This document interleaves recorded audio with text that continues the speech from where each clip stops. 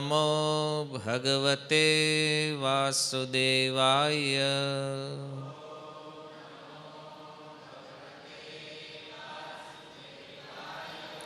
ॐ नमो भगवते वासुदेवाय।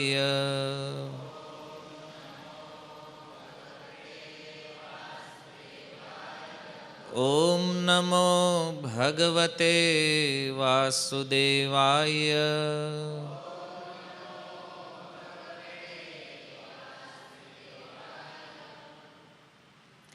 हरे कृष्णा।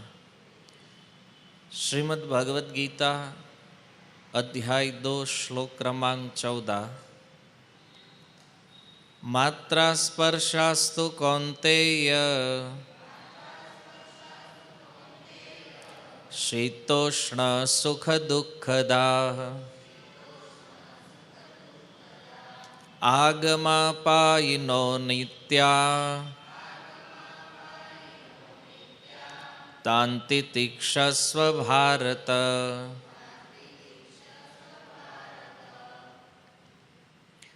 यं हि न व्यथयन्त्येते पुरुषं पुरुषर्षभ समदुःख सुखं धीरम् सो अमृतत्वाय कल्पते।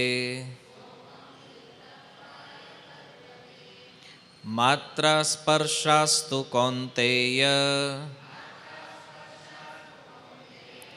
शीतोष्ण सुख दुःखदा आगमापायिनो नित्या तान् तितिक्षस्व भारत। यं हि न व्यथयन्त्येते पुरुषं पुरुषर्षभ समदुःख सुखं धीरम् सो अमृतत्वाय कल्पते। मात्रा स्पर्शास्तु कौन्तेय शीतोष्ण सुख दुःखदाः आगमापायिनो नित्या तान् तितिक्षस्व भारत। यं हि न व्यथयन्त्येते पुरुषं पुरुषर्षभ समदुःख सुखं धीरम् सो अमृतत्वाय कल्पते।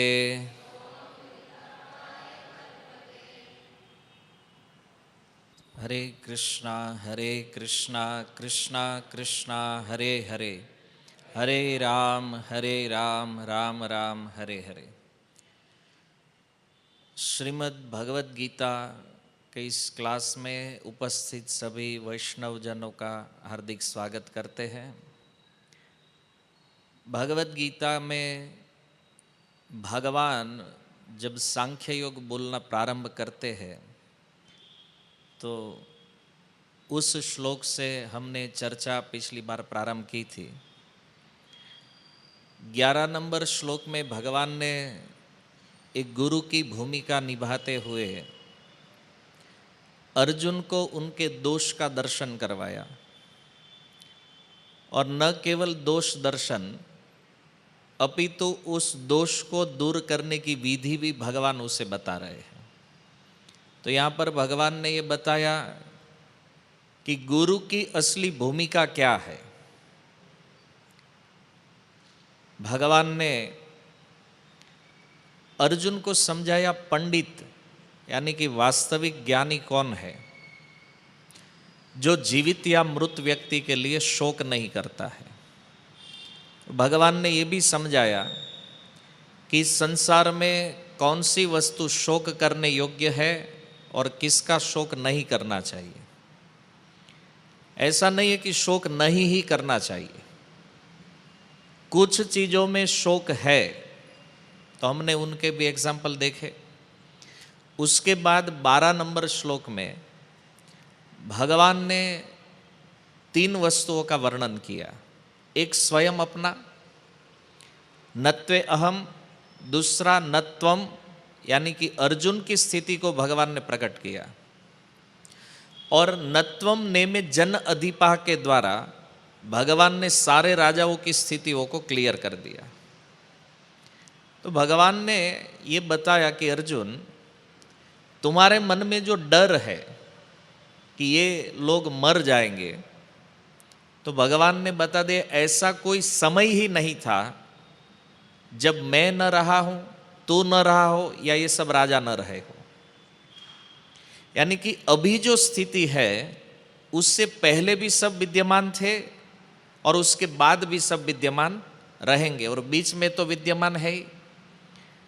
तो ये श्लोक सबसे महत्वपूर्ण इसलिए है क्योंकि यहाँ पर भगवान ने आत्मा की स्थिति को क्लियर बता दिया है।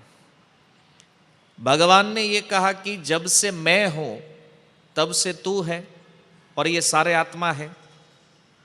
मतलब जीव सनातन समय से विद्यमान है, और भगवान और जीव का भेद भी भगवान ने यहां पर प्रकट बता दिया है। क्योंकि भगवान ने कहा कि ऐसा कोई समय था ही नहीं जब तू न रहा हो। इसका अर्थ क्या है कि जीव कभी उत्पन्न नहीं हुआ है, ये कभी प्रकट नहीं हुआ है, ये पहले से है।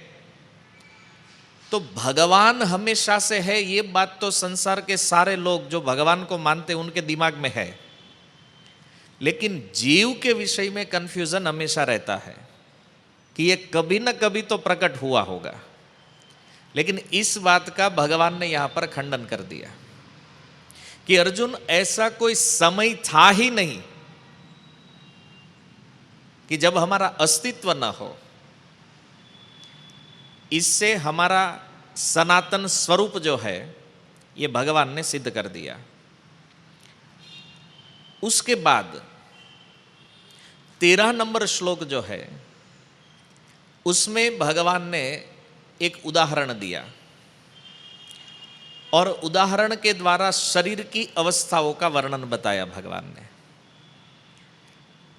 कि जैसे शरीर कौमार अवस्था से युवावस्था में, युवावस्था से वृद्धावस्था में, और वृद्धावस्था के बाद देहांतर को प्राप्त हो जाता है ये जीव। शरीर की 3 अवस्था बताई, कौमार, युवा और वृद्ध, और उसके बाद देहांतर शब्द का भगवान ने प्रयोग कर दिया है। तो शरीर में बदलाव होता है, मतलब एक शरीर के मरने के बाद ये आत्मा जो है ये दूसरे शरीर को ग्रहण कर लेता है। तो 4 स्थिति भगवान ने ये 13 नंबर श्लोक में वर्णन किया है। तो 13 नंबर श्लोक जो है ये भी बहुत महत्वपूर्ण श्लोक है, क्योंकि भगवान यहाँ पर एक उदाहरण प्रस्तुत कर रहे हैं 13 नंबर श्लोक में। और आप लोग समझिए, उदाहरण कब दिया जाता है? जब किसी सिद्धांत को समझाना है तब उसके लिए उदाहरण का प्रयोग होता है। तो भगवान यहाँ पर इसलिए एग्जाम्पल दे रहे ताकि आसानी से हम लोग समझ सके। अभी 12 नंबर श्लोक में तो भगवान ने बोल दिया कि हम सब पहले भी थे, बाद में भी रहेंगे, लेकिन अर्जुन कंफ्यूज है, कौन रहेगा? अभी यदि युद्ध हुआ तो ये तो मरेंगे, और आप कहते हैं भविष्य में भी रहेंगे। मतलब भगवान ने क्लियर नहीं किया है कि आत्मा रहेगा या शरीर रहेगा, और न तो आत्मा शब्द का भगवान ने प्रयोग किया है। भगवान ने सीधा बोल दिया तू, मैं और ये सब राजा। तो अर्जुन क्या समझेगा, किसको रहना है और कौन मरेगा, और मरने के बाद भी कोई कैसे रह सकता है? अर्जुन इसमें कंफ्यूज हो गए, क्योंकि भगवान ने ये तो नहीं बताया कि मैं आत्मा के विषय में बोल रहा हूं या शरीरों के विषय में बोल रहा हूं। तो इन चीज को क्लियर करने के लिए भगवान 13 नंबर श्लोक में ये उदाहरण बताते हैं, क्योंकि सिद्धांत जब कठिन हो जाता है और सामान्य व्यक्तियों की समझ में नहीं आता है तो उसे समझाने के लिए उदाहरण की आवश्यकता पड़ती है, एग्जाम्पल हम देते हैं। तो यहाँ पर सबसे पहले हम ये समझेंगे अवस्था क्या है, जो भगवान ने 3 अवस्था बताई है। तो हमारा ये जो शरीर है ये कभी एक अवस्था में नहीं रहता है, ये अवस्थाएं निरंतर बदलती रहती है और इसको यदि हम सूक्ष्म भाव से देखने का भी प्रयास करें तो भी हम देख नहीं पाएंगे। अच्छा, अपने शरीर को बदलते हुए आपने देखा है कभी? अपने ही शरीर को बदलते हुए देखा है कभी? नहीं देखा है ना। हमें ये हर समय बदलता रहता है, लेकिन हमें अनुभूति नहीं है इसकी। ये दूसरे लोग जब बताते हैं तो पता चलता है कि कुछ फर्क हो गया है ना। तो यहाँ पर देखिए, हमारा बचपन बीता, जवानी बीती, अभी वृद्धावस्था की ओर जब हम आगे बढ़ रहे हैं तो यहाँ पर ये अवस्थाएं बदलते हुए भले अपने शरीर में हम नहीं देखते, लेकिन दूसरों के शरीर में तो देखा है कि ये पहले बच्चा था, फिर बड़ा हो गया, फिर वृद्ध हुआ। तो हमें यहाँ पर ये समझना है कि शरीर क्या है। तो 3 प्रकार के शरीरों की चर्चा शास्त्रों में हुई है। पहला है स्थूल शरीर जो पंच महाभूत से बना है, दूसरा है सूक्ष्म शरीर, उसमें 3 तत्व है, मन, बुद्धि और अहंकार, और तीसरा है कारण शरीर जिसको हम कहते हैं स्वभाव, प्रकृति, यानी हमारे पूर्व जन्मों के संस्कारों से उत्पन्न एक शरीर होता है, उसको कारण शरीर कहा जाता है। और ये कारण शरीर के भीतर आत्मा बद्ध होता है। तो अभी हम लोग एक ही शरीर को देखते हैं जो यहाँ बाहर दिख रहा है, इसके भीतर और 2 शरीर है और उसके भीतर आत्मा है, मतलब हम है। तो स्थूल शरीर का ज्ञान हमें उसकी अवस्था के कारण होता है, वैसे ही सूक्ष्म शरीर और कारण शरीर का ज्ञान भी उसकी अवस्था से हमें प्राप्त होता है। तो एक चीज मन में आती है कि भाई शरीर जो है वो स्थूल शरीर, उसका तो हम देख सकते हैं, लेकिन सूक्ष्म शरीर का या कारण शरीर का जो बदलाव है उनकी अवस्थाएं कैसे दिखती है। तो देखिए, स्थूल शरीर जब हम जागृत होते हैं, हम जब जग रहे हैं तब हम स्थूल शरीर को देखते हैं, उसकी अवस्थाओं का परिवर्तन देखते हैं। ऐसे ही सूक्ष्म शरीर में हम जब एक्टिव होते हैं, मतलब जब हम सो जाते हैं और हमें स्वप्न आता है, स्वप्न देखते हैं ना, तो स्वप्न में जो हम देखते हैं वो सूक्ष्म शरीर की अवस्था है, वहां पर जो दिखाई देता है। और कारण शरीर जो है वो सुषुप्त अवस्था में अनुभव होता है, मतलब हम कंप्लीट सोए हैं, जब स्वप्न नहीं देख रहे और सो रहे हैं, उस समय की जो अनुभूति है वो क्या है? सुषुप्त अवस्था है। अभी देखो, ये 13 नंबर, 14 नंबर और 15 नंबर, ये 3 श्लोक इतने टेक्निकल है कि इसमें बड़े बड़े विद्वान भी सोचते हैं 100 बार इसका क्या व्याख्या किया जाए। तो थोड़ा ध्यान से आप लोग सुनिए, क्योंकि अभी सांख्य योग प्रारंभ हुआ है ना, तो अभी फिलोसॉफी एकदम हायर भगवान बताएंगे क्या है। तो यहाँ पर देखिए, स्थूल शरीर का परिवर्तन हम बाहर से देखते हैं तो हमें पता चलता है शरीर बदल रहा है, तो इसको तो साबित करने की आवश्यकता नहीं है ना। आज साइंस भी मानता है कि 7 दिनों के भीतर हमारे शरीर के जो सारे सेल है, कोष, वो सब चेंज हो जाते हैं, परिवर्तन हो रहा है।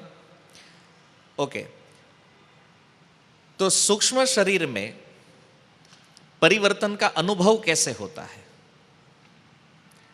तो जब हम स्वप्न देखते हैं, अब आप सब अपने अपने स्वप्न को याद करिए। आप जब सपना देखते हैं तो उसमें अपने आप को भी देखते हैं कि नहीं? आपका एज क्या दिखता है उसमें, उम्र कौन सी दिखती है आपकी? कि सपना नहीं देखा है आप लोगों ने? सपने में जब अपने आप को देखते हो तो कौन सी एज के देखते हो आप? जो अभी है वही देखते हैं ना, अभी हमारा जो बॉडी है वही दिखता है ना स्वप्न में। अच्छा, अब याद करें जब आप छोटे थे और सपना देखते थे तब आपको कौन सा शरीर दिखाई देता था उसमें? वही छोटे वाला। अभी बड़े हो गए तो बड़ा दिख रहा है। जब बूढ़े जो हो गए उनको पूछिए आप स्वप्न में कौन सा शरीर देखते हैं? लक्ष्मी नारायण प्रभु आपको कौन सा दिखता है? यही जो अभी है वही दिखता है ना। तो मतलब कि सूक्ष्म शरीर में जब हम इस अवस्थाओं का अवलोकन करेंगे तो हमें स्वप्न के माध्यम से पता चलता है कि सूक्ष्म शरीर की अवस्थाओं में भी परिवर्तन हो रहा है। समझ में आ गया? ओके, अभी हम जाते हैं कारण शरीर में। तो कारण शरीर की अवस्थाओं को कैसे देखेंगे? जैसे बचपन में हमें ज्यादा नींद आती है। अब देखते हैं ना, बच्चे सोते रहते हैं ज्यादा, फिर जब वो युवान होता है तो उसका नींद कम हो जाता है। मतलब बचपन में जितनी नींद थी उससे नींद कम हो जाएगी। और बूढ़े जब हो जाते तो नींद आती ही नहीं है, 22 घंटा ऐसे ही जगते रहते, 2 घंटा सो लेते हैं। सारे घर वाले बोलते रहते अरे आप सो जाओ, बोले नींद नहीं आ रही है, क्या करें? नहीं आती है ना, बुढ़ापे में नींद चली जाती है। तो ये जो परिवर्तन है इससे ये सिद्ध होता है कि सुषुप्त अवस्था यानी कि वो निद्रा का समय है तो उसमें भी परिवर्तन होता है। यदि परिवर्तन नहीं होता तो जब हम बच्चे थे तब जैसा सोते थे वैसा सोना चाहिए, लेकिन ऐसा नहीं सो सकते हैं। अभी नींद का सब लगता है ना, पूरा चक्र बिगड़ गया है। तो ये जो अवस्थाएं हम यदि ध्यान से इस पर विचार करें तो हमें पता चलता है कि जैसे स्थूल शरीर में परिवर्तन है वैसे ही सूक्ष्म शरीर में भी परिवर्तन होता है और ऐसे ही कारण शरीर में भी परिवर्तन होता है। अच्छा, ज़्यादातर शास्त्र आप देखेंगे तो वहाँ पर 2 शरीरों की चर्चा है, स्थूल और सूक्ष्म। कारण शरीर की चर्चा ज़्यादातर देखने को नहीं मिलेगी आपको, लेकिन ये भी एक बहुत महत्वपूर्ण अंग है। अच्छा, ये सब अवस्थाओं का परिवर्तन आपने अनुभव किया है? अभी तो याद आ रहा होगा कि हाँ ये हुआ है, ये हम देखे थे, ऐसा है ना। तो आपका अनुभव क्या कहता है?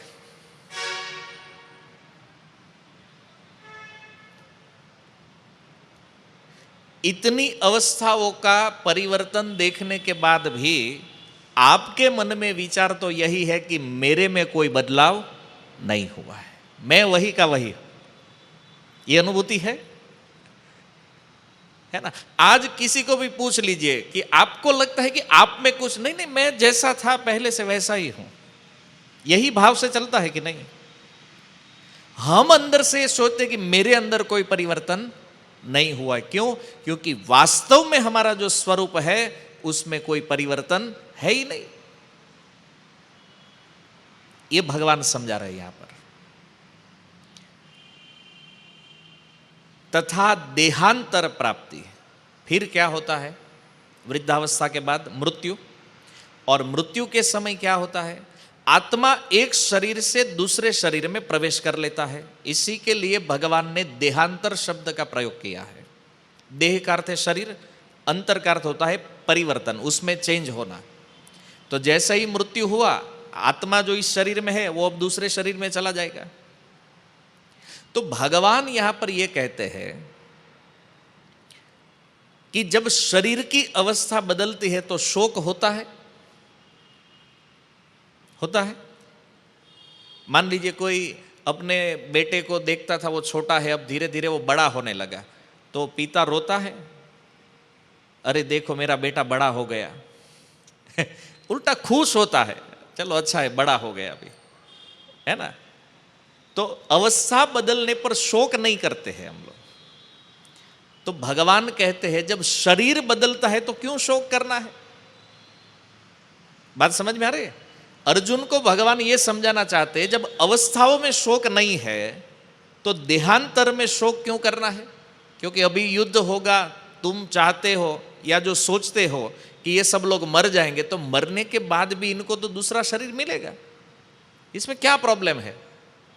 लेकिन प्रॉब्लम एक है कि क्या अवस्था बदलना जितना आसान है, क्या शरीर बदलना उतना ही आसान है? ये तो भगवान अभी सीधा चला रहे एकदम कि अर्जुन वो अवस्था जैसे बदल रही है ना, वैसे ही शरीर बदल जाएगा, क्या टेंशन है? भगवान एकदम लाइट मोड से चल रहे हैं अभी, क्योंकि अर्जुन का कंफ्यूजन है ना, अभी उसको पता ही नहीं है शरीर और आत्मा के बीच भेद क्या है, और इसलिए भगवान उसको धीरे धीरे इस भेद की समझ दे रहे हैं। और ये बात है कि जब तक शरीर और आत्मा के बीच का अंतर पता नहीं चलेगा, एक बात मानकर चलिए, आप भगवत गीता क्या कोई शास्त्र नहीं समझ सकते। ये सबसे पहला ज्ञान है कि हम ये शरीर नहीं है, हम आत्मा है। शरीर की अवस्थाओं में परिवर्तन होता है, आत्मा में नहीं है। आगे इसको और क्लियर करेंगे भगवान। अभी तो आत्मा का भगवान कुछ बोलेंगे ही नहीं, अभी तो सीधा देह देही से ही चलाएंगे उसको समझाने के लिए। तो अवस्था बदलती है तो हमें याद भी रहता है कि हम छोटे थे पहले, है ना, फिर धीरे धीरे बड़े हुए, फिर वृद्ध हुए, तो हमें याद है। लेकिन शरीर बदलते हैं तो हमें कुछ याद नहीं रहता है। अच्छा, आपको पूछा जाए आप पिछले जन्म में क्या थे, तो आपको पता है? किसी को नहीं पता है। क्यों? क्योंकि जन्म के समय भी बहुत बड़ा आघात लगता है और मृत्यु के समय भी बहुत बड़ा आघात लगता है, ये शास्त्रों में बताया गया है। तो इसके कारण हमारी स्मृति जो है पूर्व जीवन की, वो नष्ट हो जाती है। म्रियते रुदताम स्वानाम उरु वेदन स्यात् तदिहि, ऐसा महाभारत में बताया गया है कि मनुष्य रोते हुए जो स्वजन है उनके बीच में से अचेत होकर अपने प्राणों का त्याग करके निकल जाता है। और विनिष्क्रमति कृच्छेण निरुच्छ्वासो हत स्मृति, और जन्म के समय उसके श्वास की गति रुक जाती है और इसके कारण उसकी पूर्व स्मृति नष्ट हो जाती है। ये दोनों चीज महाभारत अनुशासन पर्व में बताया गया है कि इसी के कारण व्यक्ति को जन्म या मृत्यु की स्थिति का स्मरण नहीं होता है। अच्छा, आपको आपका जन्म याद है? किस हॉस्पिटल में जन्मे थे? मामा के घर पे जन्मे थे तो क्या वातावरण था, कौन कौन लोग थे? जन्म लेने के बाद का भी कुछ सालों का तो हमारे पास डेटा है ही नहीं है ना। और जब कुछ बड़े हुए, थोड़ा समझने लगे, तब पता चला अच्छा ये माँ है, ये पिताजी है, ये सब स्वजन है। नहीं तो आपको कोई पूछे कि आप जिस पालना में झूल रहे थे उसका कलर क्या था, बताइए। तो ये तो हमको थोड़ी पता है अभी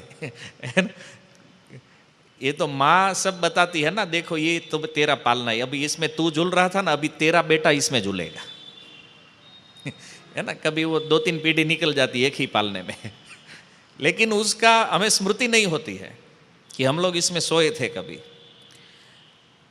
तो अवस्था के बदलने से जैसा ज्ञान हमें प्राप्त हो सकता है, वो शरीर बदलने से नहीं होता है। नहीं तो देखो, हमारे अनंत जन्म और मृत्यु हो चुके हैं, फिर भी आज तक हमें ज्ञान नहीं हुआ है।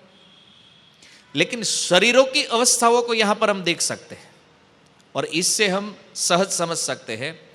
इसलिए भगवान ने ये उदाहरण दिया और कहा धीरस तत्र न मुह्यति। अच्छा, जो व्यक्ति इस ज्ञान को जानता है, क्या कि शरीर हमेशा नाशवान है और शरीरी जो है अर्थात आत्मा, उसका कभी नाश नहीं होता है, ये जिसको पता चला है, ऐसा व्यक्ति जिसको सत तत्व का बोध हो गया है, ये कभी मोहित नहीं होता है, उसको कोई संदेह नहीं होता है, क्योंकि वो जानता है जन्म का कारण क्या है, मृत्यु का कारण क्या है, अपनी स्थिति का ज्ञान होता है उसको। तो ऐसा व्यक्ति न मुह्यति, ये कभी मोहित नहीं होता है। तो यहां पर देखिए, भगवान कहते वो मोहित नहीं होगा। किससे मोहित नहीं होगा? इस संसार में कुछ भी घटना होती है वो कभी मोहित नहीं होता है। तो धीरस तत्र न मुह्यति, धीर व्यक्ति कौन है?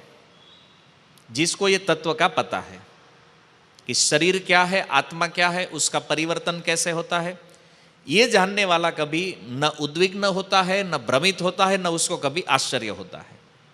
नहीं तो इस संसार में लोग आश्चर्य भी करते हैं। क्या आश्चर्य करते हैं जानते हैं? लोग कहते हैं कि अरे ये मरने के बाद भी कुछ होता है क्या? तो हम लोग तो नहीं मानते हैं। तो वो सोचते ही नहीं है कि मरने के बाद भी जीवन है। वो सोचते बस एक बार जीवन जी लिया, खत्म, फिर पता नहीं क्या होता है, कोई नहीं जानता है। तो लोगों को आश्चर्य है ना इस विषय में।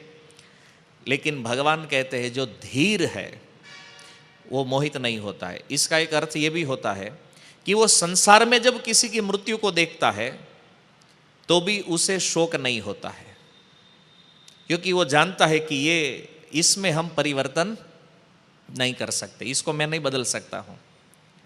न उसे किसी के जन्म से कोई फर्क पड़ता है, उसको कोई आश्चर्य या मोह होता है। वो क्यों मोहित नहीं होता है? क्योंकि वो जानता है इस जन्म का कारण क्या है। देखो, इस सांख्य योग यदि एक बार आपके दिमाग में बैठ गया ना, संसार में लोग आपको साधु बोलने लगेंगे। हाँ, ये साधु आदमी है। क्यों? देखो, इससे कुछ ज्यादा फर्क नहीं पड़ता है। इसलिए प्रभुपाद बार बार कहते थे तुम शरीर नहीं आत्मा हो। क्यों? क्योंकि इस स्थिति को यदि समझ गया कोई, तो उसके लिए इस संसार में मोहित होने का कोई कारण नहीं है, न शोक का कोई कारण है। लेकिन ये सब हो जाता है फिर भी। क्यों? क्योंकि हम इस तत्व को ठीक ठीक नहीं जानते हैं, लेकिन इंफॉर्मेशन के रूप में, ये नॉलेज के रूप में नहीं है, इसलिए समस्या होती है। तो ये 13 नंबर श्लोक जब भगवान ने क्लियर किया, अभी आपको भी क्लियर हो गया कि हमारे अंदर कुछ परिवर्तन हुआ है, ऐसा आज तक हमें अनुभव नहीं हुआ है। शरीरों में परिवर्तन होता है, ये सबका अनुभव है। तो अब बात यह है कि भगवान शरीर और आत्मा की चर्चा करते करते अभी भगवान ने अचानक यूटर्न क्यों ले लिया?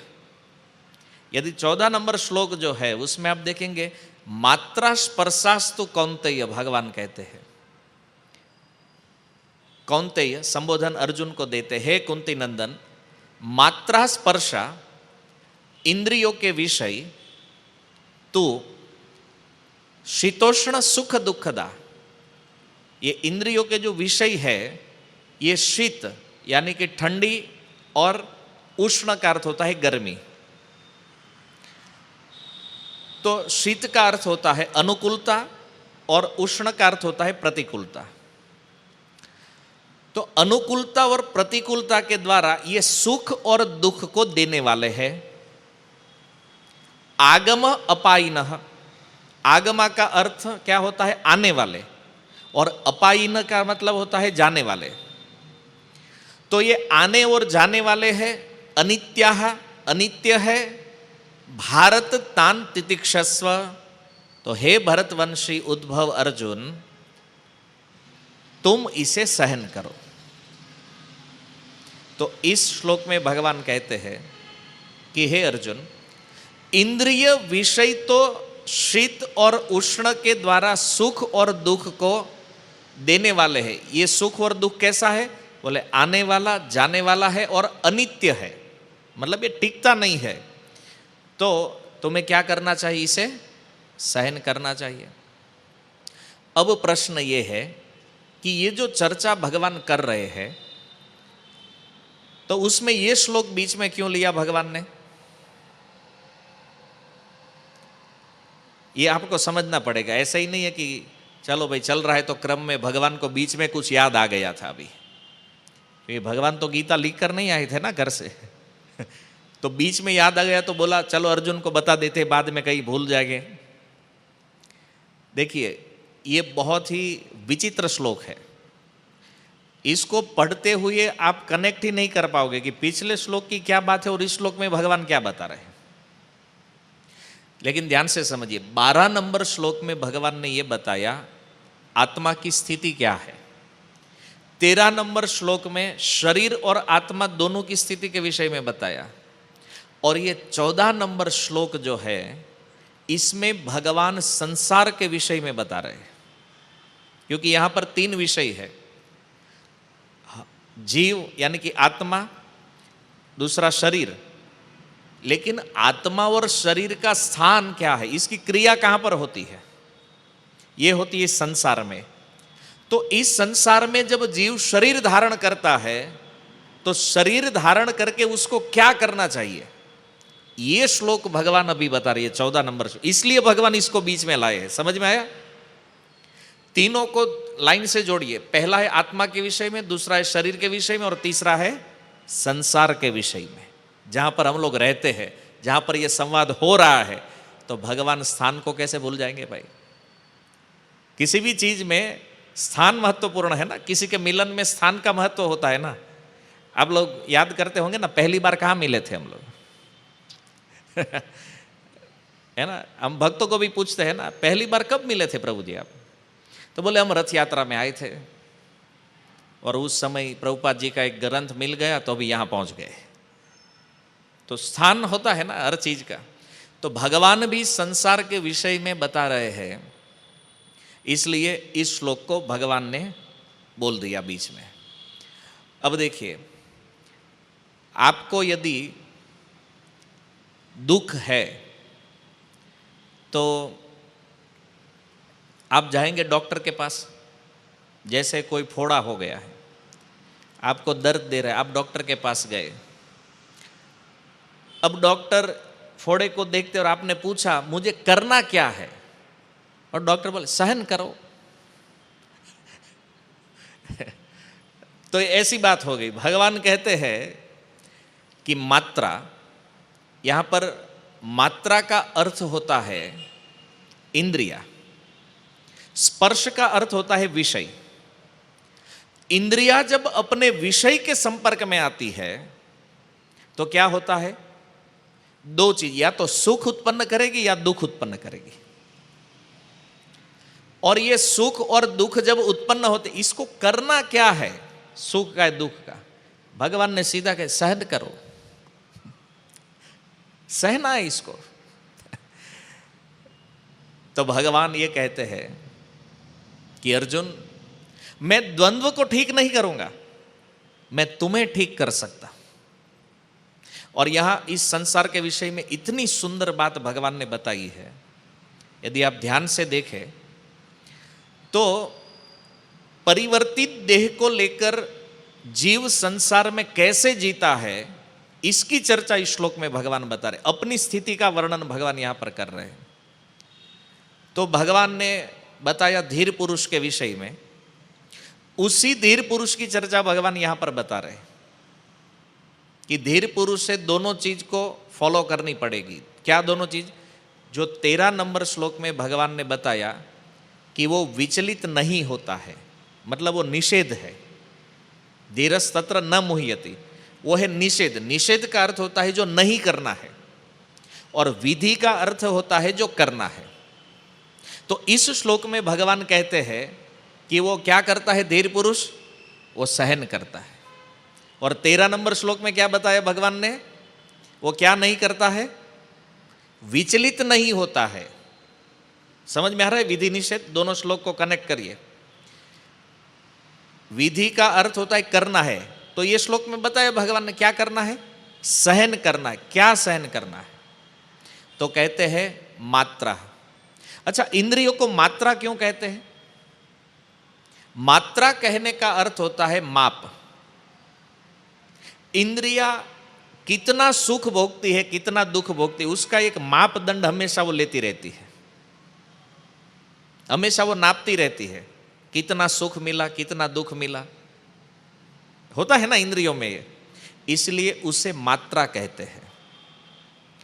और मात्रा स्पर्श, स्पर्श का अर्थ होता है विषय।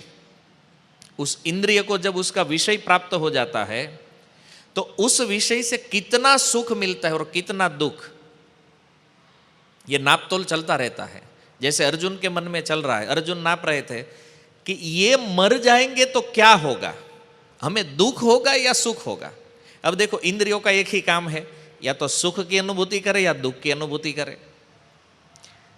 तो यहां पर एक प्रश्न हो सकता है भगवत गीता के अनुसार कि इंद्रिया पहले आई या विषय पहले आए हैं। ये तो आपने कभी नहीं सोचा होगा। आप हमेशा ये सोचते हैं कि मुर्गी पहले आई या अंडा पहले आया है। ये तो आपने सोचा है ना हमेशा। तो यहां पर इंद्रिया प्रारंभ में आई है या फिर विषय? क्या विचार है आप लोग का? नहीं, भगवत गीता के अनुसार सर्वप्रथम इच्छा प्रकट होती है, इच्छा का जन्म होता है, और इच्छा के बाद में शरीर, और शरीर है तो इंद्रिया प्रकट होगी। तो इंद्रिया और विषय दोनों एक साथ रहते हैं, न इंद्रिया पहले आई है न विषय पहले, दोनों एक साथ आए हैं और दोनों साथ साथ रहते हैं, दोनों नित्य है। हाँ, उनका संसर्ग अनित्य है। इंद्रिया शरीर में है, भोग बाहर है। तो इंद्रिया जब उस भोग या विषय के पास पहुंचेगी तब दोनों का संपर्क होगा। लेकिन इन दोनों को कनेक्ट करने वाला जो माध्यम है वो क्या है? इच्छा। हमारे अंदर जो इच्छाएं होती रहती है, उस इच्छा के कारण इंद्रिया और उनके विषयों का संग हो जाता है। ओके, तो जब इंद्रिया और उनके विषय का संग होता है, मात्रा स्पर्श, तो उससे क्या होता है? एक अवस्था प्राप्त होती है, शीत या उष्ण। तो भगवान यहां पर ऋतुओं का एग्जाम्पल दे रहे। इसका अर्थ यह नहीं है कि कोई ठंडी या गर्मी की बात है। शीत का अर्थ होता है, मान लीजिए कोई ठंडा चीज है तो वो सुख देता है, और कोई गर्म चीज है तो वो दुख। यानी कि ठंडी चीज जो है वो अनुकूल है। अभी देखो गर्मी लग रही है और यहाँ कोई एसी चालू कर दे तो वो अनुकूल है ना, तो उससे क्या होता है? सुख। गर्मी हो रही है, नहीं, इसको सहन करना है, भगवान अभी बता रहे श्लोक में। गर्मी हो रही, इसको सहना, यही तो प्रवचन हो रहा है, और आप लोग कह रहे फैन चालू करो। ये नहीं करना है। ठीक है, अभी गर्मी लग रही है, मतलब ये स्थिति अनुकूल नहीं है, क्योंकि गर्मी के कारण मन अभी उसी में है, गर्मी लग रही है। श्लोक में क्या चर्चा हो रही है पता नहीं, हो क्या आ रहा है क्या जा रहा है। आगमो पाइन नित्या। देखो, श्लोक भी आज परफेक्ट आया है मौसम के हिसाब से, और भगवान ने एग्जाम्पल भी ऋतुओं का दिया है। तो ये सबसे बढ़िया चीज है। मतलब भगवान कह रहे अनुकूलता और प्रतिकूलता। यदि कोई भोग हमारे अनुकूल है तो वो हमें सुख देता है, और कोई हमारे प्रतिकूल है तो दुख देता है। तो भगवान कहते हैं कि ये सुख और दुख का स्वरूप कैसा है। तो कहते हैं आगम पाइनो नित्या, मतलब ये आते हैं और जाते, ये कभी टिकते नहीं है, हमेशा। और इसलिए ये कहावत भी बनी है, परिवर्तन संसार का नियम है। यहां हर चीज हर क्षण बदलती रहती है। अच्छा, एक चीज आप लोग सोचेंगे, आपने कभी विचार किया है, आपको कोई परफेक्ट टाइमिंग कभी नहीं बता सकता है। आज तक इस संसार में किसी ने परफेक्ट टाइमिंग नहीं बताया है। क्यों? मान लीजिए आप मुझे पूछिए अभी कितने बजे है, मैं बोलूंगा 10:15:45। अब 45 सेकंड में बोला तो 4 सेकंड चली गई, और मतलब जितना मैं बोलूंगा उतने में परिवर्तन हो जाएगा टाइम। तो एग्जैक्ट टाइम संसार में कोई नहीं बता सकता है कभी। तो जो भी टाइम हमारे पास आता है थोड़ा डिले होके आता है। क्यों? क्योंकि वो परिवर्तन है ना, कंटिन्यूस संसार बदल रहा है। और कभी कभी ये बदलने की स्पीड इतनी होती है कि उस चीज का परिवर्तन हमें दिखाई भी नहीं देता है। अच्छा, आप लोग फिल्म देखने जाते हो तो जो प्रोजेक्शन होता है और एक पर्दे पर जब वो रिले, अच्छा आपको पता है वो क्या चीज है? वो रेज होते हैं, किरण। यहां से वो प्रकाश जाता है, वो पर्दे पर चलता है, लेकिन उसमें भी आप देखिए हर क्षण परिवर्तन होता रहता है, वो कण बदलते रहते हैं, लेकिन उसका परिवर्तन इतना स्पीड से होता है कि हम लोगों को पता ही नहीं चलता, हमको लगता है फिल्म ही चल रहा है, उस परिवर्तन को हम नहीं देख सकते। ऐसी बहुत सारी चीजें हैं, बहुत सारे एग्जाम्पल है, आप लोग देखेंगे इस संसार में कैसे परिवर्तन होता है। तो अर्जुन को भगवान समझाते हैं कि सुख आते हैं जाते हैं, दुख आते हैं जाते हैं, इसलिए तुम ज्यादा इस विषय में शोक मत करो। क्या शोक करना है,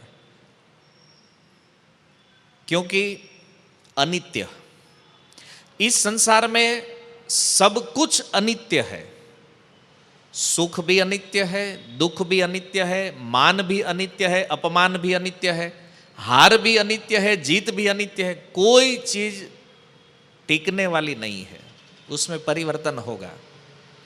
और अब देखिए आध्यात्मिक जगत में भी परिवर्तन होता है, पर वहां पर और यहां पर एक फर्क है।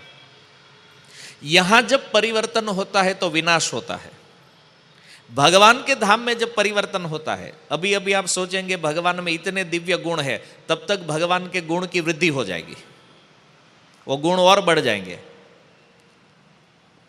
तो वहां पर परिवर्तन है, लेकिन नित्य परिवर्तन है, इसलिए वहां पर वृद्धि होती है, और इस संसार में विनाश। परिवर्तन दोनों जगह में है। तो परिवर्तनशीलता जो है ये नित्य है, ये बहुत ही जटिल सिद्धांत है, आपको सुनने में भी इतनी कठिनाई हो रही है। तो अर्जुन ने पूछ लिया, प्रभु करना क्या है? भगवान ने बोला सहन करो, है ना, समझ में न आए तो क्या करना है? सहन करना है बस। किसको सहना है? बोले सुख और दुख को। तो एक चीज समझ में आती है कि चलो भाई सुख को तो सहन कर सकते हैं, दुख को कैसे सहेंगे? क्योंकि उसको तो हम भगाने का प्रयास करते हैं ना, हमेशा दुख चला जाए, दुख चला जाए और सुख हमेशा रहे, यही डिमांड है संसार में। लेकिन होता क्या है? सुख टिकता नहीं है, दुख जाता नहीं है। भगवान तो कह रहे चले जाएंगे, दोनों नहीं टिकने वाले, लेकिन हमारे मन में ऐसा भाव रहता है कि मेरे जीवन में दुख क्यों नहीं जा रहा है और सुख आ क्यों नहीं रहा है। हम लोग इसी में फंसे हुए ना। तो इसको कहते हैं द्वंद्व। द्वंद्व का अर्थ होता है दो।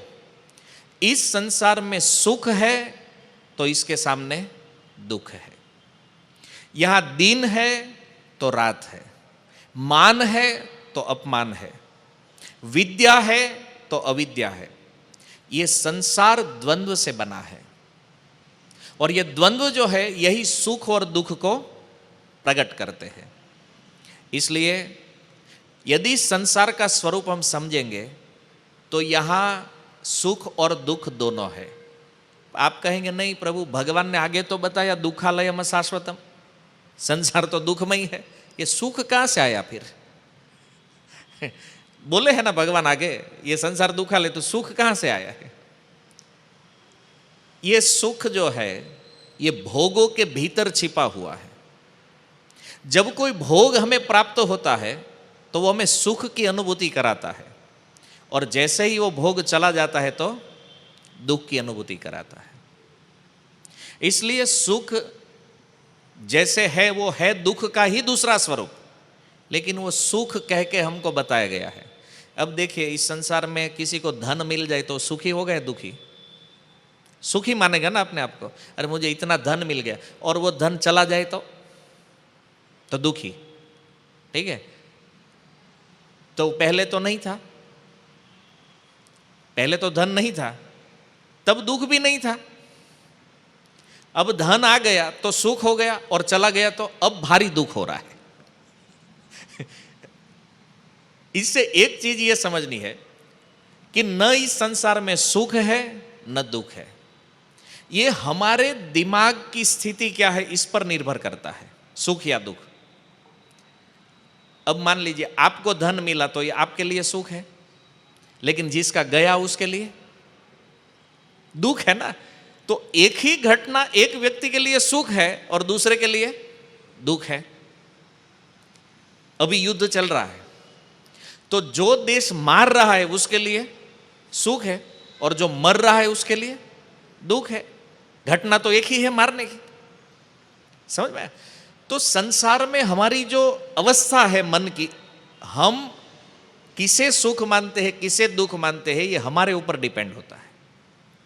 लेकिन जो धीर व्यक्ति होता है वो न सुख से हर्षित होता है न दुख से दुखी होता है, क्योंकि वो दोनों को जानता है। सुख क्या है वो भी पता है, दुख क्या है वो भी पता है, इसलिए उसे कभी कोई डिस्टर्ब नहीं कर सकता है।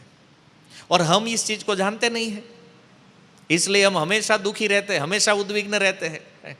अरे हमारे जीवन में इतना दुख है, देखो पूरा संसार सुख में, मैं ही अकेला दुख में हूं। लोग यही सोचते हैं, आपको भी यही लगता होगा कि हमारे कोई दुख है, बाकी देखो सब भक्त कितने सुखी है। ना आपका जो प्रॉब्लम है ना, सबको सेम प्रॉब्लम वही है। समझ में आया? आपको लगता है कि अभी धन कम मिल रहा है, लेकिन जिसके पास बहुत है वो भी यही सोच रहे कि अभी कम ही मिल रहा है, तो दुख दोनों को है। क्यों? उसको 5 लाख मिलता था तो अभी लाख मिल रहा है, तो इसलिए वो दुखी है। और आपको 20,000 मिलता था, उसका 10,000 मिल रहा है, इसलिए आप दुखी है। लेकिन दोनों का दुख तो एक ही है कि धन नहीं मिल रहा है। समझ आया? तो इस संसार में भगवान ये समझाते हैं कि जो व्यक्ति इस तत्व को जानता है वो व्यक्ति कभी न सुखी होगा न दुखी होगा। वो जो परिस्थिति आती है उसको सहन करेगा, समझ लेगा। क्यों? क्योंकि देखिए, जो शुद्ध भक्त होते हैं ये दुख को कैसे सहते हैं? ये सोचते कि मेरे जीवन में जो दुख आया है ये मेरे कर्मों के कारण आया है और इसलिए मैं इसे भोग लूंगा। ये दुख को भगवान की कृपा मानते हैं। क्यों? क्योंकि ये दुख आया है तो मेरा कोई खराब कर्म रहा होगा तभी दुख आया है ना। अभी मैं इसे भोग लूंगा तो मेरा वो कष्ट, मेरा वो कर्म चला जाएगा। वो खुश होता है जब दुख आता है। तो सामान्य व्यक्ति के जीवन में दुख आता है ना तो वो रोता है, और भक्त क्या सोचता है? मेरा खराब कर्म अभी कट रहा है तो ये अच्छा है। और दुख में वो इतना खुश होता है, और जब उनके जीवन में सुख आता है तो वो दुखी हो जाता है। क्यों? क्योंकि वो सोचता है मेरा अच्छा कर्म अभी कट रहा है। इसलिए वो सुख में, उसको पता है मेरे पास अभी जो सुख है ये मेरे अच्छे कर्मों के कारण है, तो अच्छा बैलेंस घट रहा है। तो बैलेंस कम हो जाए ये किसको अच्छा लगेगा? है ना? अच्छा बैलेंस कम हो जाए तो अच्छा नहीं लगता है। हाँ, बुरा बैलेंस कम हो जाए तो ये अच्छी बात है, तो ये भक्त जानते हैं। तो भगवान ये कहते हैं, अर्जुन मैं प्रकृति को नहीं बदलता हूं कभी। देखो यहां पर क्लियर भगवान बता रहे कि सुख भी आएगा और दुख भी आएगा, आप कुछ नहीं कर सकते हैं। तो फिर क्यों संसार में इतना मगजमारी चलता है भाई, जब हम कुछ कर ही नहीं सकते हैं? है ना? भक्तों के लिए सबसे महत्वपूर्ण चीज है ये, यदि सीख गए ना तो फिर भक्ति में आनंद ही आनंद है। देख लीजिए, आपको लगता है मैं उधर चला जाऊंगा तो सुखी हो जाऊंगा, उसके पास चला जाऊंगा तो सुखी हो जाऊंगा। कहीं भी घूम लो, कहीं भी भटक लो, न कोई आपको सुखी कर सकता है न कोई आपको दुखी कर सकता है। हमारा कर्म ही सुख के रूप में आएगा और हमारा कर्म ही दुख के रूप में प्रकट हो जाएगा। आज लोग सोचते उस संप्रदाय को ज्वाइन कर लेंगे सुखी हो जाएंगे, वहां जाके भी धक्के ही खाने हैं भाई। उधर जाएंगे तो सुखी हो जाएंगे, उसके पास ज्वाइन कर लेंगे तो सुखी हो जाएंगे। सुख का एड्रेस ही मालूम नहीं है भाई, किधर भी भटको सुख नहीं मिलेगा। बात समझ में आ रही है? अपना ही कर्म सुख है, अपना ही कर्म दुख है। संसार में किसको दोष देंगे हम, बताइए? क्या हमारे पिता हमें दुखी करते हैं, या हमारी माता दुखी करती है, या भाई दुखी करता है, पति दुखी करता है, या पत्नी दुखी करती है? ये सब हमारे कर्म ही हमारे स्वजनों के रूप में हमारे सामने प्रकट हुए हैं। कोई कोई कहता है ना पत्नी बहुत भारी है, आपका ही कर्म है, भुगतो। ऑप्शन नहीं है कोई आपके पास। और कोई कह दे कि ना चलो आप यहाँ पर हमारे साथ ये ज्वाइन कर लो तो आप सुखी हो जाओगे, कैसे हो जाएगा भाई? वो मंदिर भी जाएगा लेकिन घर में तो यही लड़ती रहेगी, और क्या कर लेंगे आप बताइए। हाँ, लेकिन यदि आपको ये ज्ञान हो जाए कि ये पत्नी जो मुझे मिली है ये मेरे ही कर्मों के कारण है और मुझे इसे सहन करना ही है, आपका दुख खत्म। कितना आसान काम है। मान लीजिए आपको और कोई व्यक्ति घर में परेशान कर रहा है, बोले मेरा भाई बहुत ऐसा परेशान कर रहा है, यही भाई क्यों मिला आपको? भाई इस संसार में इतने भाई थे, यही क्यों आया है आपके पास? तो कनेक्शन तो बनेगा ना, ये कर्म के कारण है। बस इतना ज्ञान यदि अंदर हो गया ना, इस संसार में आपको कोई दुखी नहीं कर सकता है। ये क्लियर सिद्धांत है गीता का। हमारा दुख जो है हमारी आसक्ति के कारण है, उसमें हमारा अटैचमेंट हो जाता है, ये मेरा है, नहीं मेरे कर्म के कारण मिला है। बस बाहर से व्यवहार करना है जो लोग करते हैं ऐसे, लेकिन अंदर से यदि ऐसा वैराग्य, ये ज्ञान हो गया, दुख नहीं। अर्जुन क्यों रो रहा है यहां पर? ये दुर्योधन मेरा भाई है, वो भाई कहने के लायक है? नहीं है भाई, ये मर जाएगा यही ठीक है, छोड़ना इसको। संसार में क्या होता है, कितना भी नालायक ना भाई है ना, तो अभी रोते रहो। ये कौरव क्या इससे लेना देना है? क्या कुछ नहीं किया है इस पांडवों के ऊपर इसने, और वो तो लड़ने के लिए रेडी ही खड़े हैं शस्त्र लेकर। एक बार इन दोनों का डिस्कशन खत्म हो जाए बस तुरंत लड़ना ही है, मरना ही है, वो रेडी है। और अर्जुन उसके लिए रो रहे। तो भगवान समझाते हैं कि अर्जुन, ये धीर पुरुष जो है इसको सह लेता है। तो विधि और निषेध के द्वारा भगवान ने यहां पर बताया क्या नहीं करना है। निषेध क्या है, भूल गए? देख, न मोह्यति, मोहित नहीं होना है। और क्या करना है, विधि क्या है, सहन करना है। समझ में आया? तो यहां पर भगवान अर्जुन को कौन्तेय कहते हैं, इसलिए क्योंकि अर्जुन याद करो तुम्हारी माता ने क्या कुछ नहीं सहा है। जब उनका जन्म हुआ तो पिता ने दे दिया दूसरे राजा को, है ना, तब उसका नाम पृथा था। तो बचपन से ही असली माता पिता का सुख प्राप्त नहीं हुआ है, वो दूसरे, उनको दत्तक दिया गया था ना, कुंती महारानी को। जब विवाह हुआ तो पति को शाप मिल गया, मर गए। विवाह से पूर्व दुर्वासा जी की सेवा के कारण एक पुत्र हो गया, कितना बड़ा दुख है देखिए।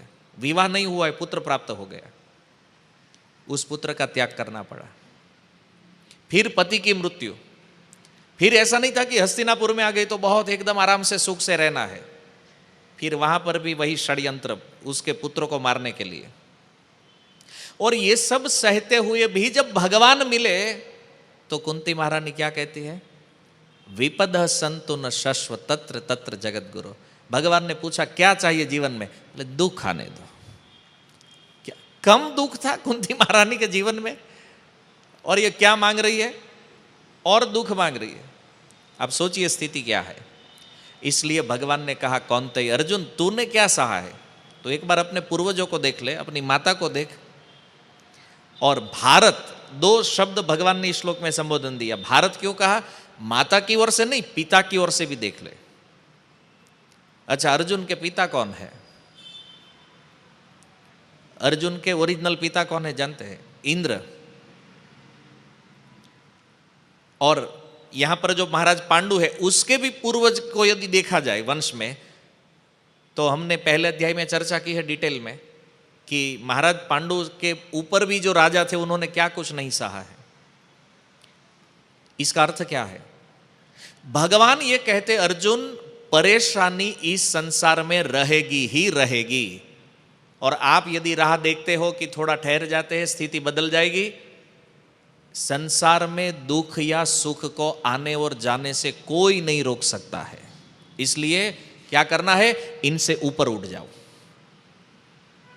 सुखी होने का यही मूल मंत्र है, इन दोनों स्थितियों से ऊपर उठ जाओ। आपको लगता है कि संसार में दुख खत्म हो जाएंगे, ये सोचते सोचते लोग मर रहे हैं। जब पहले मुगल आए थे जब भारत में, तो लोग सोचते थे ये चले जाएंगे ना तो हम सुखी हो जाएंगे। अब वो चले गए थे, अंग्रेज आ गए। तो लोग सोचते थे ये जब चले जाएंगे ना तो हम सुखी हो जाएंगे। अंग्रेज भी चले गए, फिर कांग्रेस वाले आ गए। लोग सोचते थे अभी अपनी सरकार, अपना राज है तो सुखी हो जाएंगे, फिर कांग्रेस भी चली गई, बोली अब बीजेपी आएंगे तो सुखी हो जाएंगे। हुए सुखी? नहीं। इस संसार में कष्टों को कोई नष्ट कर ही नहीं सकता है। क्यों? क्योंकि जिसने ये संसार बनाया है ना, वो भगवान बता रहे हैं। स्थिति में परिवर्तन आप नहीं कर पाओगे, तो इससे अच्छा क्या है, उस स्थिति से ऊपर उठ जाओ। सबसे बढ़िया उपाय भगवान ने ये दिया है। एक एग्जाम्पल देता हूं आपको। मान लीजिए आपका लड़का बिगड़ गया है, एकदम वो नशा करने लगा, आपने बहुत समझाया नहीं मान रहा है, दूसरे लोगों ने समझाया नहीं मान रहा है, तो क्या करना चाहिए? निकाल दो घर से, चल भाग। और मान लो था ही नहीं, बात खत्म, दुख होगा ही नहीं, है ना? नहीं मानते रहेंगे, वो सामने ही बैठा रहेगा और ये मेरा बेटा है, बिगड़ गया है, क्या करेंगे बताइए? क्या करेंगे? उससे ऊपर ही उठना पड़ेगा। इस संसार में यदि आराम से रहना है तो यही सबसे बेस्ट उपाय है। अब ये प्रवचन जब कोई सुनेगा तो बोलेगा अरे ऐसे थोड़ी होता ही है, वो बिगड़ गया तो निकाल देने का। डायरेक्ट उपाय ये है, क्योंकि फिर आ जाता इमोशन, मेरा है। इमोशन का एक अर्थ ही आसक्ति होता है, और वो आसक्ति है तो फिर दुख लेते रहिए। आपके पास दो चॉइस है, क्या करना है? ऊपर उठना है। लोग यहां पर फंस जाते हैं। कई बार भक्त लोग आते हैं हमारे पास, प्रभु जी ये प्रॉब्लम है, क्या करें? तो हम सॉल्यूशन देते, प्रभु ऐसा करो, ये मैं नहीं कर सकता हूं, तो फिर दुखी रहे। करना ही नहीं है, दवाई दिया है, लेना ही नहीं है, तो फिर दुखी रहेगा भाई, क्या करेगा? डिसीजन नहीं लेते हैं। जैसी अर्जुन की स्थिति यहां पर, भगवान कह रहे अरे लड़ना है भाई, उसको मारना है, ये इसलिए तो आए हैं यहां पर। तो अर्जुन बोले ना, ये नहीं करना है, ये नहीं अर्जुन, करना पड़ेगा। युद्ध से तुम्हें दुख प्राप्त हो रहा है तो उस दुख को भी स्वीकार करो, उसे सहन करो, या इस युद्ध से सुख प्राप्त हो रहा है उसे भी सहन करो। देखो, केवल दुख को नहीं सहना है, सुख को भी सहना है। आपको कोई डिसीजन नहीं लेना है तो ठीक है, जो परिस्थिति जैसे चलता है चलने दो, मुझे इससे कुछ लेना देना नहीं है, साइड निकल जाओ। इसको कहते हैं सहन करना। फिर सहने के नाम पे जलना नहीं है अंदर से, है ना? नहीं तो फिर वो अंदर से जलते रहेंगे, अरे देखो हमारा इतना नुकसान हो गया। बाहर से नहीं, कोई टेंशन नहीं है, ये नौटंकी नहीं चलेगा। ऊपर उठने का मतलब है उससे अटैचमेंट नहीं होना चाहिए बिल्कुल, चाहे सुख आ जाए चाहे दुख आ जाए। तो यही चीज यहां पर भगवान ने बताई है। ये बहुत ही सुंदर गोल्डन लाइन है इस श्लोक की भगवान की। इस सहन करने का अर्थ इससे ऊपर उठना है, कंप्लेन नहीं करना है, सह लो। बोलेंगे सहन करने से क्या मिलेगा? बोले वो चला जाएगा। आज यदि आपके जीवन में आपको लगता है दुख है, तो मान लीजिए उसके पीछे सुख आ रहा है। आज सुख है तो उसके पीछे दुख, वो वेटिंग, ये लाइन ही है सीधा, सुख दुख, ये पूरा चेन बना हुआ है। एक जाएगा तो दूसरा आएगा। अभी रात्रि है, कल सूर्योदय होगा, और कल सूर्योदय होगा तो कल शाम को सूर्यास्त भी होगा। यही चलता है संसार में, इसी का नाम संसार है, इसी को द्वंद्व कहते हैं, और हमें इसी में रहना है। जितना संसार को अपने मन में घुसाओगे उतना दुख बढ़ेगा, जितना इस संसार को बाहर करोगे उतना आनंद। पूरा संसार टेंशन में, हम हंसते रहेंगे। क्यों? क्योंकि हमने अपने अंदर कृष्ण को बसाया है, संसार को नहीं। और यही गीता का असली मूड है। मैंने कहा था ना, टेक्निकल श्लोक है, थोड़ा समझने में बहुत कठिन है, लेकिन फिर भी मैंने जितना हो सके सरल करने का प्रयास किया है इसे। तो ये श्लोक यही भगवान इसलिए बीच में लाए हैं इसको, कि आपने ये तो समझ लिया, चलो मैं शरीर नहीं आत्मा हूं, फिर करना क्या है? तो इस संसार में तो रहना है ना। तो संसार में कैसे रहना है?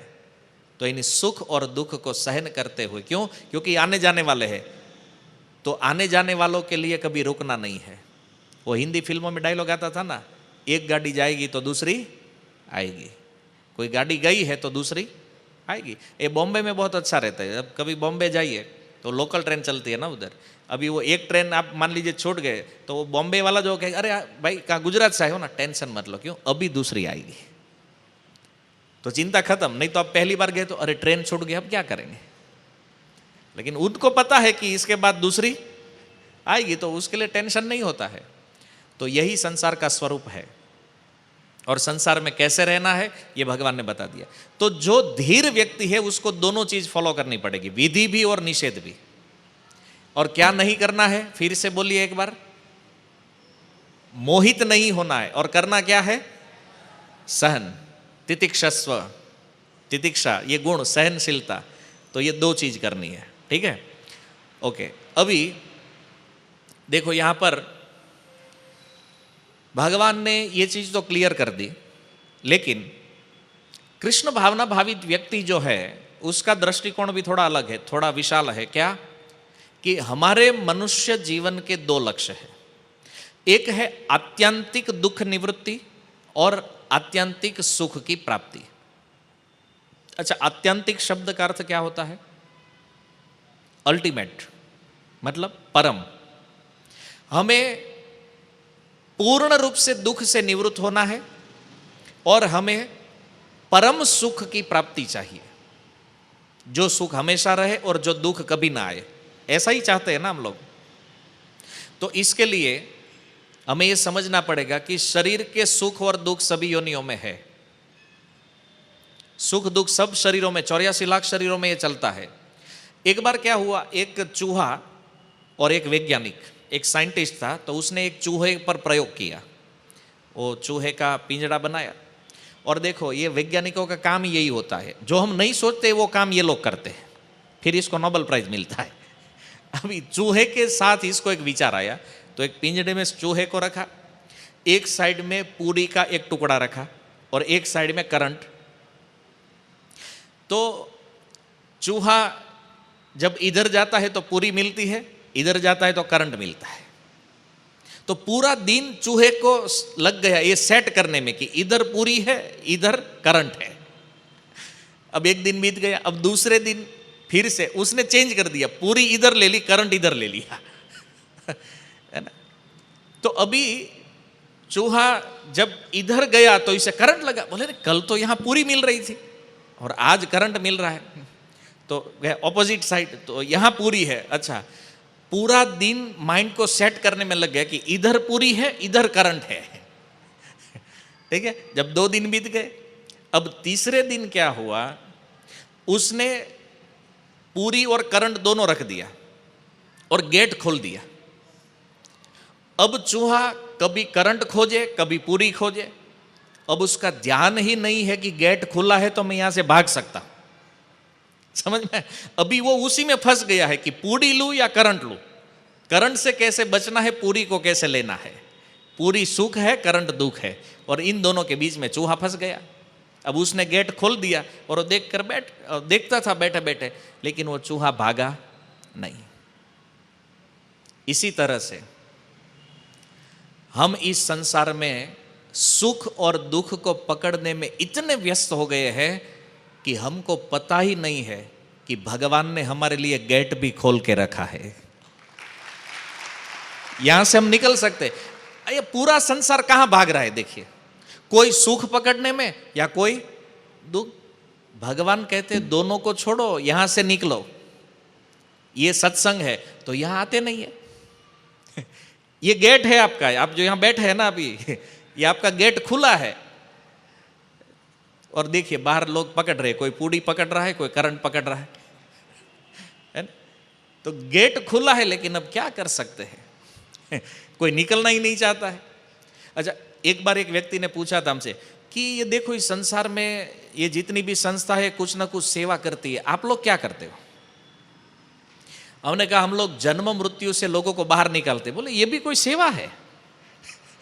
मतलब उसके दिमाग में सेवा क्या है भाई? किसी को खिलाना, किसी को कपड़े देना, किसी को दवाई देना, यही सेवा है। मैंने कहा हम लोग गीता देते हैं ना। बोले ये कौन सा सेवा है, बुक देना? अब उसको यही नहीं पता है कि ये कितना ये सुप्रीम सेवा है। तो ये संसार की स्थिति है। तो इसलिए भगवान ने कहा सुख दुख के पीछे मत पड़ो, जो भी स्थिति है उसे सहन करो और बाहर निकलने का प्रयास करो यहाँ से। अच्छा, आगे 15 नंबर श्लोक में भगवान कहते हैं अर्जुन को कि अर्जुन, एक बात तो ठीक है, यहाँ क्लियर हो गई संसार का स्वरूप क्या है, सुख दुख क्या है, उसको सहना है, धीर पुरुष का लक्षण क्या है। मान लो अर्जुन भगवान को ये प्रश्न पूछे कि प्रभु मैंने सुख और दुख को सहन कर लिया तो मुझे मिलेगा क्या? मेन चीज तो ये है ना कि आप भी बोलेंगे प्रभु जी इतना हमने कर लिया, मिलेगा क्या? तो भगवान कहते हैं यम ही न व्यथयन्त्येते पुरुषम पुरुषर्षभ सम दुख सुखम धीरम सो अमृतत्वाय कल्पते। भगवान कहते हैं ही पुरुषर्षभ, तुमने सुख और दुख को सहन किया है, इसके कारण पुरुषर्षभ, हे पुरुषों में श्रेष्ठ अर्जुन, सम दुख सुखम यम धीरम पुरुषम एते, इसका अर्थ है कि सुख और दुख में सम रहने वाला जो धीर पुरुष है, जो बुद्धिमान व्यक्ति है, उसे न व्यथयन्तीति सह, ये जो सुख और दुख है ये उनको कभी विचलित नहीं करते हैं, और अमृतत्वाय कल्पते, उसे अमरता की प्राप्ति होती है। सहन करने से क्या मिलेगा? अमृत मिलेगा। अच्छा, अमृत क्या है? तो इसकी चर्चा हम करते हैं कि भगवान ने इस श्लोक में गिफ्ट दिया है कि ये सब हम करेंगे तो हमको क्या मिलेगा। तो देखिए, सबसे पहला चीज है, जैसे विधि और निषेध की हमने चर्चा की, तो विधि और निषेध का यदि हम पालन करेंगे तो हमें अमृत की प्राप्ति होगी।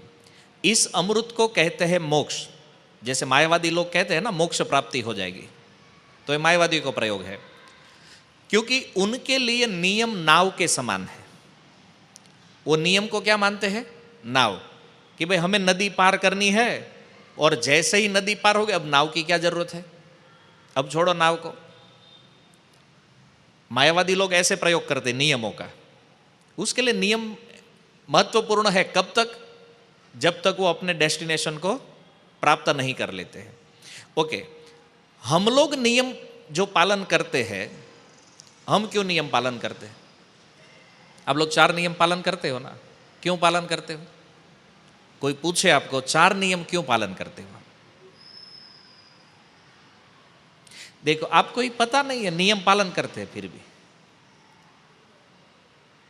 गुरु की आज्ञा है इसलिए, फिर भी हमें तो पता है ही नहीं ना क्यों पालन करना है।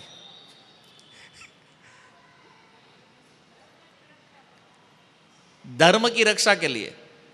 ओके, और कोई? अभी सबका आंसर ले लेते हैं। भगवान प्रसन्नता, भगवान की प्रसन्नता के लिए। ओके, 4 प्रकार के नरक में नहीं जाना है, तो बाकी के फिर 24 है उसका क्या करेंगे?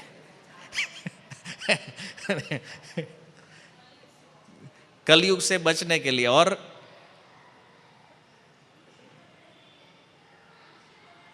मनुष्य बनने के लिए, और हो गया, सबका आ गया इसमें। और कोई है नया आंसर? नहीं है, इसी में है सबका। वो तो अभी अभी सुना है, हाँ, दरवाजे से बाहर निकलना है इसलिए। तो आपको क्या लगता है कि 4 नियम पालन करेंगे आप गोलोक चले जाएंगे? आपको लगता है कि आप खाली 4 नियम पालन करने से आपको भगवत धाम की प्राप्ति हो जाएगी? नहीं होगी ना। देखिए, आज नियम के विषय में एक सीक्रेट बताता हूं आपको, फिर आप 4 नियम कभी नहीं छोड़ेंगे। देखिए, हम नियम पालन करते हैं कृष्ण प्रेम को प्राप्त करने के लिए। गौड़ीय धारा में यही सिद्ध, जो भी नियम, न केवल 4 नियम, हम भक्ति मार्ग में जितने भी नियम फॉलो करते हैं ये कृष्ण प्रेम को पाने के लिए। अब प्रश्न ये है कि यदि आपको कृष्ण प्रेम मिल गया तो क्या आप नियम छोड़ देंगे या नियम फॉलो करेंगे? फॉलो करेंगे। क्यों? मुक्ति तो हो गई आपकी, मोक्ष तो हो गया। मायावादी जिनको मोक्ष मानते हैं, हमारे लिए मोक्ष है कृष्ण प्रेम। तो यदि आपको प्रेम प्राप्त हो गया तो आप नियम छोड़ देंगे कि चलो अभी हमारा प्रेम भगवान में हो गया तो चाय पीना चालू करो वापस, हाँ, या प्याज लहसुन स्टार्ट। अब नहीं करेंगे। कितने भी बड़े महात्मा हो जाएंगे आप लोग, जो कि आपका भविष्य है, आप आगे चलकर बहुत महान भक्त होने वाले हैं सब, तो जब आप महात्मा बनेंगे तो नियम पालन करेंगे या छोड़ देंगे? करेंगे। क्यों? वो तो मायावादी तो कह रहे हैं ना कि भाई वो नाव किनारा मिल गया ना, अभी छोड़ दो, बात खत्म।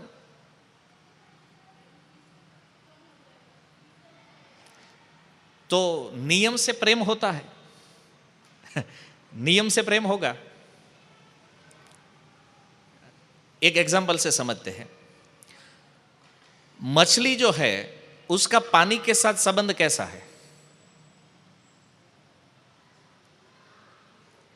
मान लीजिए मछली पहले छोटी थी, अभी वो बड़ी हो गई, तो मछली बोलेगी अभी मैं बड़ी हो गई तो अभी पानी का जरूरत नहीं है। वो पानी को कभी नहीं छोड़ेगी। या ऐसी कोई मछली देखी है आपने जो बोले अभी तो मैं बड़ी हो गई हूं, अभी साइज बढ़ गया अपना, तो चलो अभी बाहर यहां से नहीं छोड़ती है ना।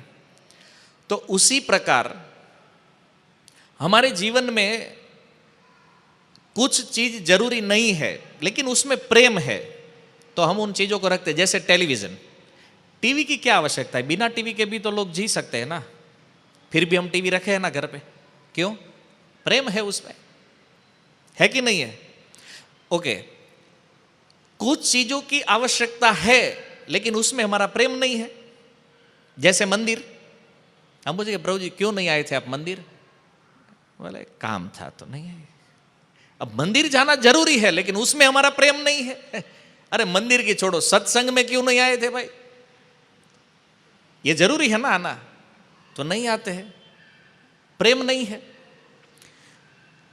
तो नियम हमारे लिए, खास करके हम जो वैष्णव है, हमारे लिए नियम इसलिए जरूरी है क्योंकि नियम फॉलो करते करते हमें नियम में भी प्रेम हो जाएगा। जैसे कोई नया नया जब भक्त बनता है तो 4 नियम पालन करना उसके लिए कितना कठिन होता है। वो बोलते प्रभु जी हमें भी इस्कॉन ज्वाइन करना है, आप लोगों के साथ जुड़ना है, क्या करना पड़ेगा? तो कहेंगे आपको चाय छोड़ना है। अरे अभी रुक जा भाई, इतना मतलब प्याज लहसुन भी छोड़ना है। बिना प्याज लहसुन क्या खाएंगे हम लोग होता है ना, जब नए नए जब हम लोग भक्त बनते हैं तो ये छोड़ना कितना कठिन होता है। लेकिन जब धीरे धीरे आप 16 माला तक पहुंचते हैं तब तक आप 4 नियम पालन करने लगते हैं। फिर कोई सामने से भी लाकर आपको देता है तो आप लेते हैं? नहीं लेते। क्यों? क्योंकि जब परिपक्व हो गए हैं आप, तो उस समय आप नियम तो तब भी फॉलो कर रहे हैं लेकिन तब प्रेम से होता है। जो स्टार्टिंग में बहुत कठिन था वो बाद में प्रेम से। हम प्याज लहसुन नहीं खाते, क्यों?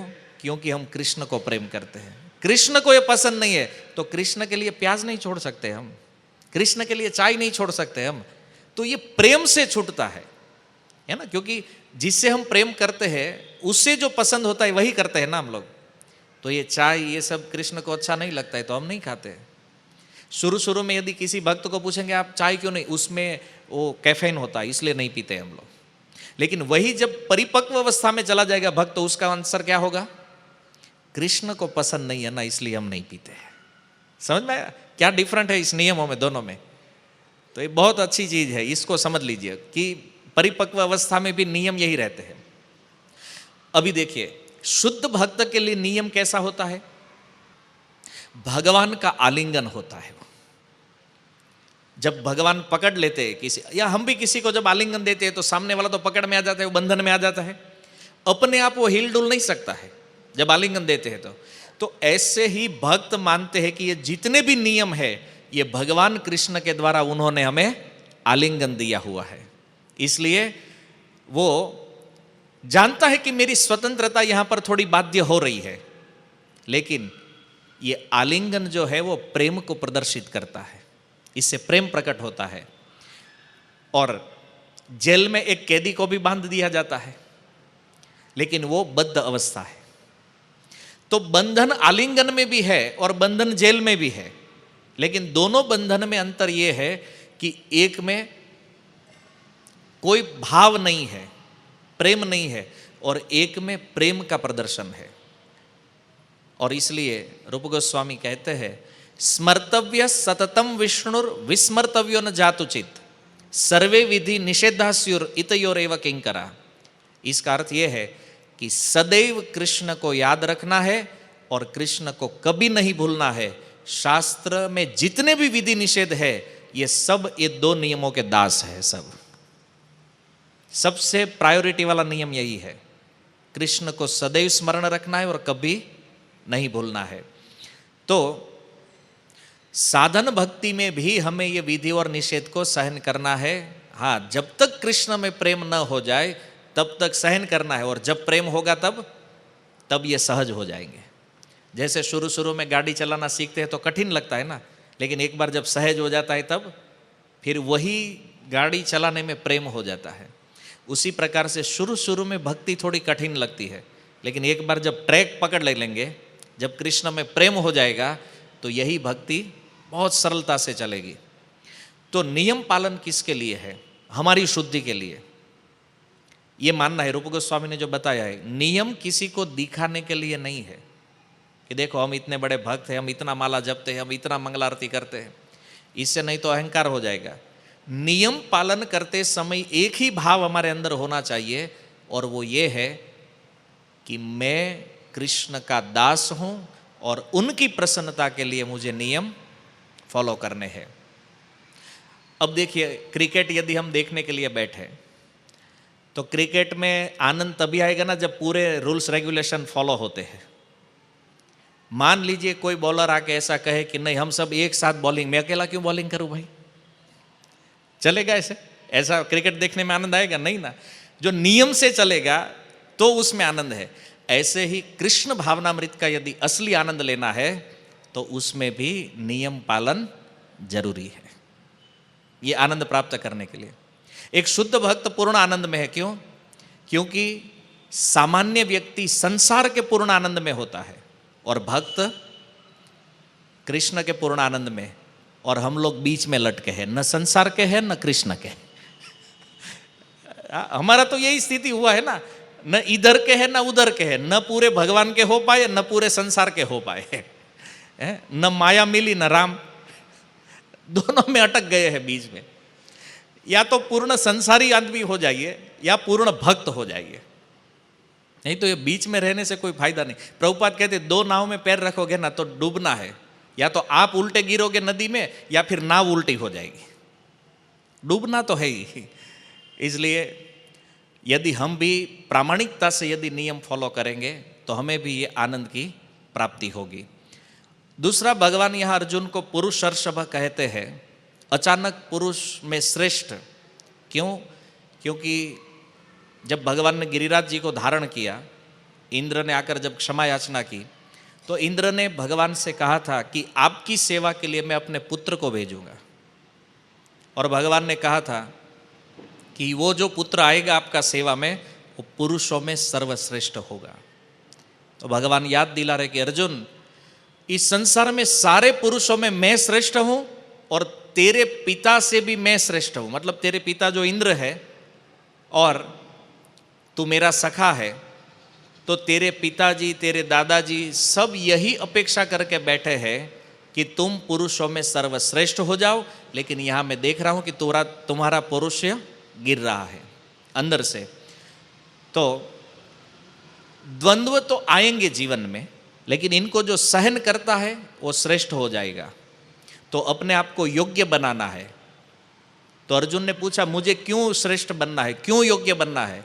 तो उसका उत्तर देते हुए भगवान ने कहा, अमृतत्वाय कल्पते, यदि तुम श्रेष्ठ हो जाओगे तो तुम्हें अमृत की प्राप्ति हो जाएगी। और ये अमृत क्या है? अमृत है कृष्ण प्रेम। भगवान कहते अर्जुन मैं इसलिए तुम्हें यहां लाया हूं ताकि तुम अमृत की प्राप्ति कर सको। यही गीता का उद्देश्य है। अमृतत्व है भगवत धाम। देखो, ये भगवत गीता युद्ध कराने के लिए नहीं है, ये भगवान के धाम में जाने का सीधा संदेश है भगवान के द्वारा। ध्रुव महाराज, तुकाराम जी, नरसिंह मेहता, कितने ऐसे भक्त हुए हैं जो धैर्य के साथ इन सब चीज़ों को सहते हुए उस अमृत की प्राप्ति इनको हो गई है। तो भगवान बार बार इस धीर पुरुष के विषय में कह रहे हैं। एक अंतिम बात ये है कि एक बार भगवान बुद्ध अपने शिष्यों के साथ एक तालाब के वहाँ पर गए और बुद्ध ने कहा उनके शिष्यों से पानी लेके आओ। तो जैसे ही वो पानी भरने गया तो एक बैलगाड़ी लेके घुस गया तालाब में, तो मतलब पूरा पानी गंदा हो गया। तो भगवान बुद्ध ने कहा ठीक है, आप लोग थोड़ी देर वेट करो, ठहर जाओ। आधा घंटा वेट किया, जैसे फिर से पानी फिर से कोई बैलगाड़ी लेके घुस गया वापस, फिर से पूरा जल खराब हो गया। तो 3-4 बार ये घटना जब हुई तो अपने शिष्यों को उपदेश देते हुए बुद्ध ने कहा कि देखो, हम बैलगाड़ी को नहीं रोक सकते हैं, लेकिन यदि हमें शुद्ध पानी पीना है तो हमें थोड़ा प्रतीक्षा करना पड़ेगा। यदि हम राह देखेंगे तो हमें शुद्ध पानी प्राप्त हो सकता है, बाकी हम बैलगाड़ी को, सच बताइए यदि हम वहां पर होते तो क्या करते?